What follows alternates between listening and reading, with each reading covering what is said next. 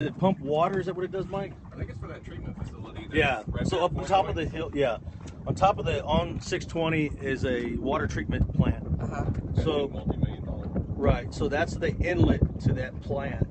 That little. Water. Yeah, that little looks like a little gazebo. Yeah. So it pumps the water out, or however it works. It's never been that high before either. They've got a huge tunnel. They tunnels all the way underneath there, all the way to that treatment facility. Really? Yeah. All right, so that's the Oasis. Yep, that's up the there. Oasis up on the hill. Are those homes? All those are homes. I think that first home there belongs to the people from the Oasis. My understanding is the big home here on the cliff belongs to the. That's a house? Oh shoot. The people from Fiesta Grocery. Okay. That's their house.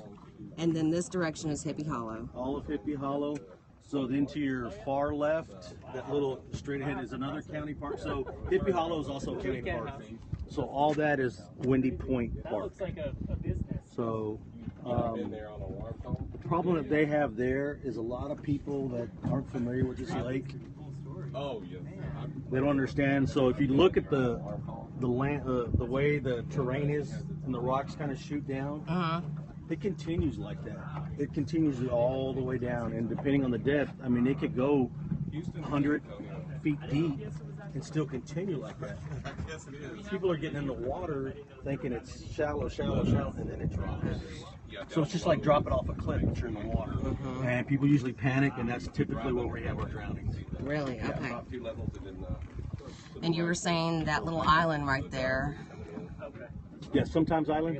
Sometimes Yeah, island. they call it sometimes island because it's sometimes there and sometimes it's not. And it's not supposed to have It's the not- vegetation, the greenery. No, it never before had any greenery, but it's been above the water for so long that everything started to And then grow. directly in front of us. all the- Trees and brush, stuff like that. How long do you think it's been above water? Oh, And that's well above water. I mean, yeah, that is. it's probably well over 2 years, maybe 3 years, maybe longer than that.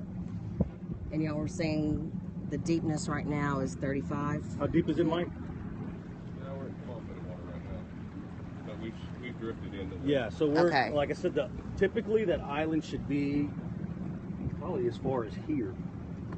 Oh yeah. It was out Yeah, where because it if you look at the hazard markers, like there's one there, and that's just telling people. So from this side to the island, it's shallow. But typically that's further. It should be further in. Yeah, a couple weeks ago we went to the Yeah, you couldn't. Yeah, you couldn't cut through this little section. So what do you tell people if they hit that drop off? You know, they try. Even when they're swimming. Yeah. I know the park rangers handle that mainly. The problem is that there's so many people in the park, it's hard to tell everybody and make them understand that the terrain out here is very unforgiving. So even though you might be in 2 foot of water, and the next thing it drops down to 12, 15 to 20 feet, and people panic. And when they do that, that's when our problems, that's when their problems begin. Unless they're very good swimmers, they're not going to be able to recover from that.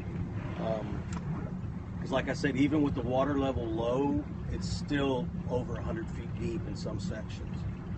The same thing with, like I said, at Windy Point, a lot of people go there to swim. It's nothing like Lake Austin, where you can be at straight level. Out here, it drops, and it drops out of nowhere. Just like right now we're at 95 feet of water. See, a minute ago we were 12, so it's constantly changing. And if you're not familiar with it, it can be very devastating. When people just hop out of their boats. I'm sorry? When people just hop out of their boats and do a little dive.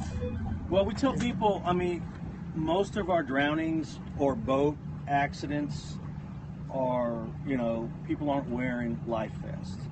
If you're out on the water, you need to be wearing your life vest. It's uncomfortable, I get it, but it'll save your life. I promise it'll save your life.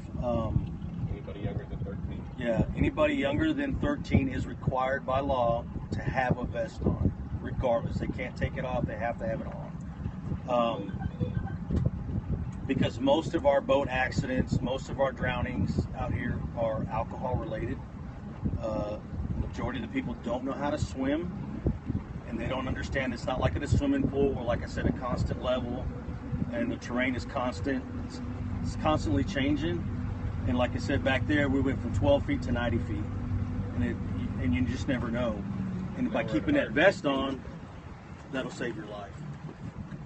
Thanks. I think